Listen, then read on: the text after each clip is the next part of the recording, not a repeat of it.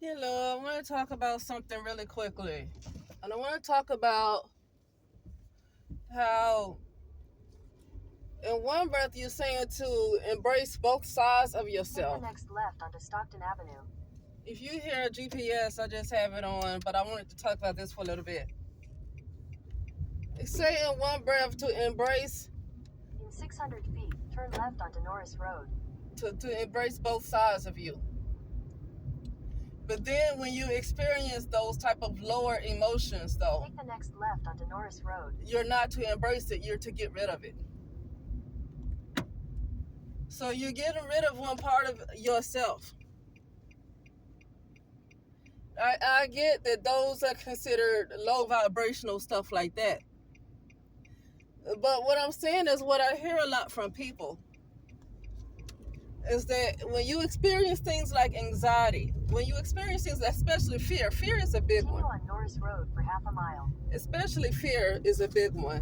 Whenever you hear a person that something scares them or they were in fear, they are almost shamed for having any kind of fear.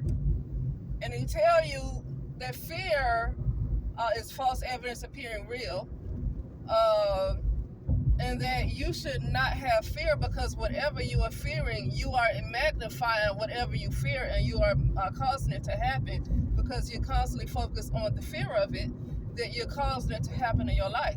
So they say you should not have In a fear. quarter mile, turn right onto Manor But Street. if you should not have fear, and you should not be angry, because when you say you angry, they say, well, you choose to be angry. You can choose what you get. See, all of these things, 1 minute you're supposed to accept every part of yourself, and then the next minute, when you do experience things like fear and anger and anxiety, Turn right onto Manor you're Street. pretty much told that it shouldn't be there.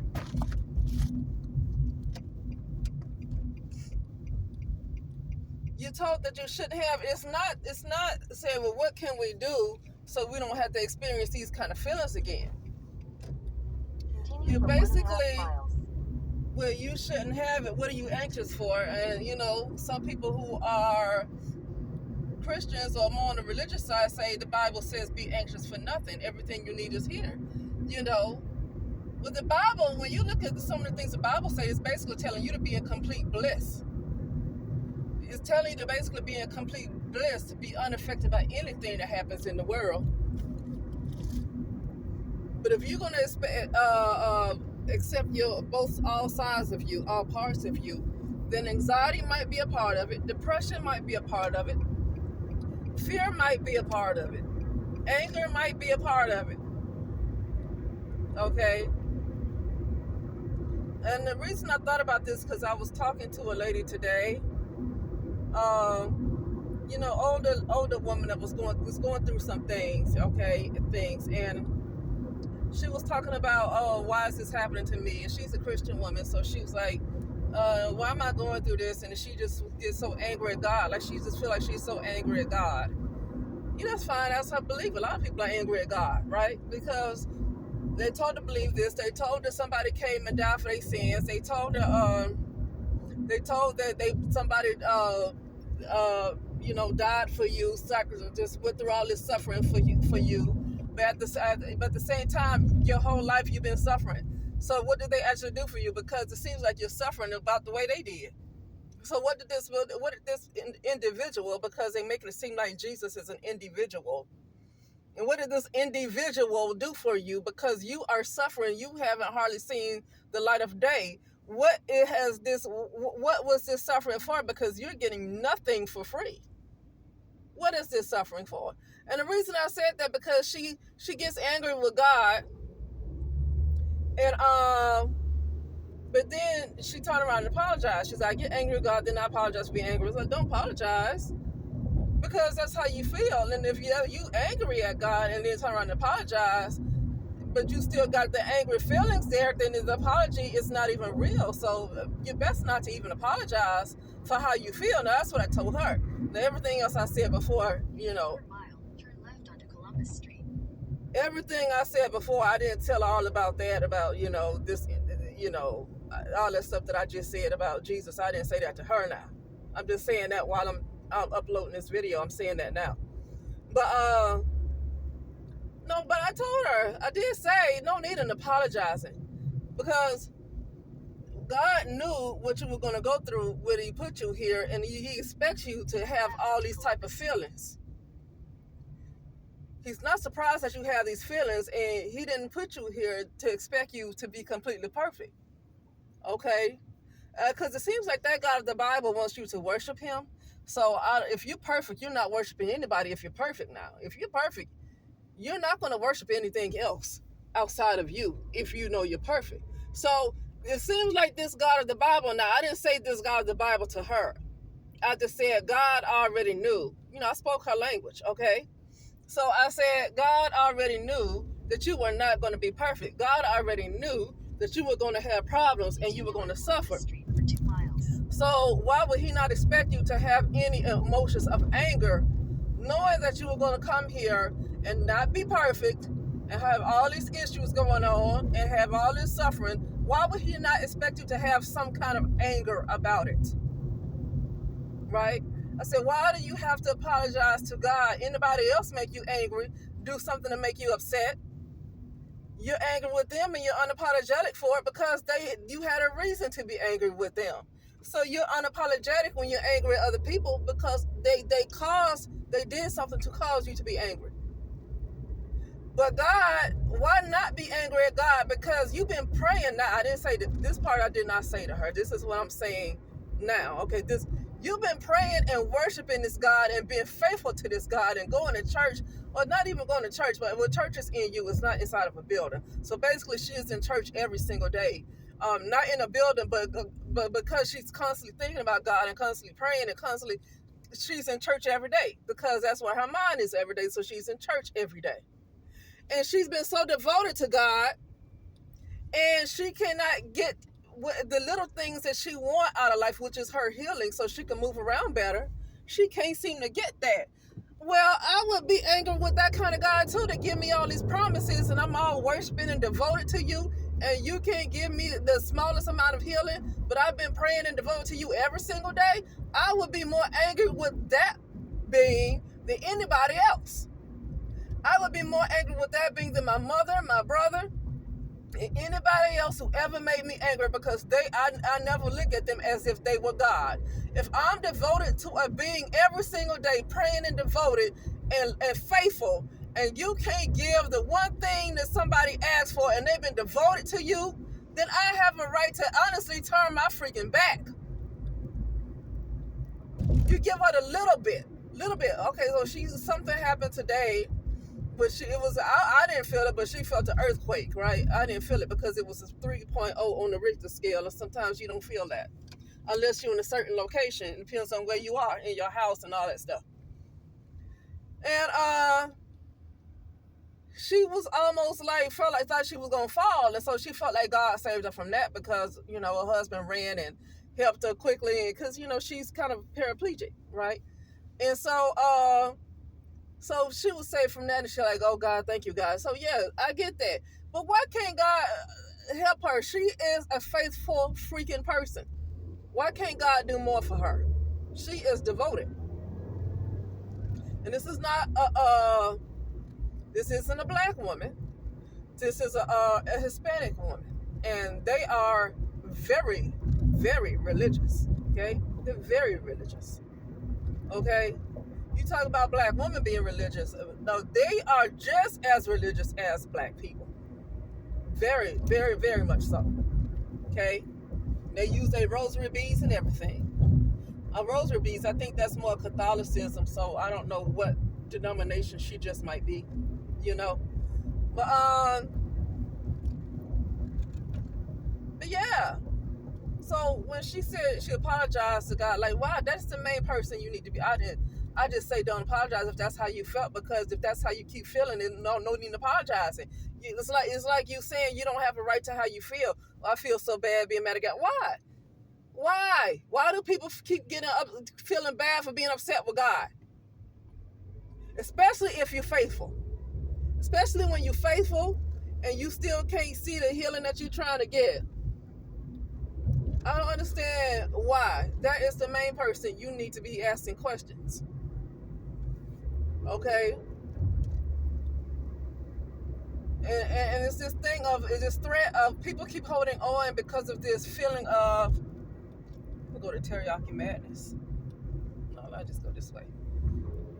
Because it's this feeling of they might not get into heaven or something. They might go to hell for how they feel. They don't want to be mad. See, they think God gonna throw them in hell. I don't care. That's not a God that I'll deal with. I'm gonna tell you something. I remember going to a church in Cleveland, Ohio, when I was living in Cleveland. I forget who this man is, but he's like some kind of civil rights activist. And so I would like to go listen to him. When I don't go to church anymore, but when I did go to church, I was actually a member of the Word Church, if anybody familiar with that, at Cleveland, Ohio, with R.A. Vernon. But it was this other church I would like to go to because I was actually going to school for ministry, But it's this guy that I would like to go to his church and listen, because he was more like an activist, and he would talk about a lot of politics and things going on in the world, and I really appreciated his insight into a lot of stuff that was going on in the world, and a lot of things going on with politics and black people around that time. Now I wouldn't care nothing about hearing any of that, but this right here was like 14, 15 years ago, right? It was 14, 15 years ago when I was going to church, going to this guy's church. This is in Cleveland, Ohio. Okay. But I really appreciate a lot of things he had to say. But I'm going to tell you one thing he said. Let me tell you how these pastors, a lot of them got common sense. I don't know what they pastors for, but they ain't believing in God like a lot of pastors ain't believing in God like that. Let me tell you something. When the pastors go through school and they go through these seminaries and all this, what you call it, school? I forgot what you call it. When they go through all of that, they start to see who God is. And they are not believing in God the same way regular people do, because they go through all this stuff, getting their doctorates, and they see God for who God is, and they do not have the same faith and beliefs that regular people do. Okay? But they still stay in it because it's a business. It's just a business. That's what it is. And this guy was talking about God expects you to go through all this slavery. He was talking about slavery and what happened to the slaves, and all of that stuff. Now, I know a lot is going on around saying that slavery was told in reverse, but 14 years ago, that's not what was being said. A lot of people believed in the back to Africa. A lot of people believed in a slavery story, okay? And so he was talking about slavery and like being beat with whips, chains, and all the raping that happened, and all the lynching that happened, and all of that stuff that happened. And you're still turning around and expected to have all this faith and just give God all the glory. And he just basically said, he's a pastor, that sat there and said, I would not worship a God like that. That's what he said. And that let me know that he ain't no fool. He a pastor, but he ain't no doggone fool. A lot of these pastors know that what the entity, that this entity who call itself God, they know who it is, and it's not something that needs to be worshipped. It's actually what can I say? It's a God that likes to see people suffering. This is a God that feeds off of energy, that needs you to suffer, because it's almost like it's how he gets his energy. And needs you to keep worshiping because it's how he gets his energy. I'm going to tell you what I saw. Why can't I find it? I see a lot of things, and I just happen to see in my mind's eye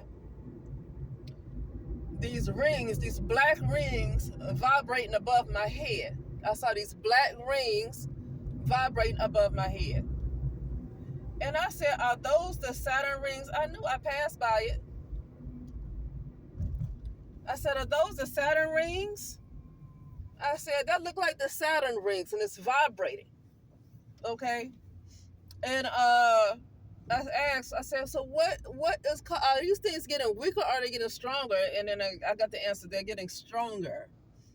And I said, well, what's causing these things to keep getting stronger? And I saw the word churches. Church is causing the Saturn rings to get stronger. Church. Okay? This God that they are giving all the energy to and worshiping, it has no interest in this God helps whoever he wants to help. This God feeds off of people's energy and it feeds off of suffering. That's what it does. And they expect you to go to war for him and to fight for him and all this stuff. But all this time you've been trying to get all kinds of healing. You just want to walk again. You've been devoted, and he can't even grant that. But you're supposed to be constantly praying to him, giving all your energy to him. That is a doggone that is a harvester. God is a harvester. It's a harvester. It's making them Saturn rings stronger. I saw them. It's what. Let me tell you something, because I already heard about that, right? I already heard that basically Christianity is basically like Saturn type of worship. Somebody called it a different name, Saturnalia or something, but it's basically Saturn worship. Now I've been heard that, but I'm gonna tell you, it's one thing to hear it and another thing to see it with your own eyes. When you see it with your own eyes, then that makes it more clear. It's no longer hearsay. Okay, I'm sorry. Let me try to figure out where I'm going. Okay. It's no longer hearsay. I'm going the wrong way. No, I'm not. Sorry, I'm talking. I saw it. Everything those people were saying, I saw it.